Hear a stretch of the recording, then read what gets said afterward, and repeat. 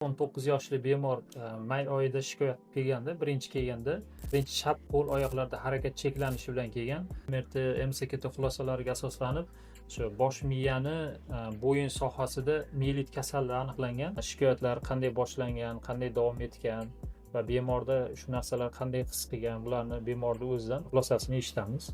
Menda 1-mayda harakat cheklanishi bo'lgan chap qo'lim, chap oyog'imda va 20-maygacha ancha joylarda davolanib ko'rdim, lekin hech qayerda meni kasalligim davosini topa olishmadi. 20-mayda Halol med centerga murojaat qildim. Menga milliy tashxis qo'yildi, davolash ishlari olib borildi.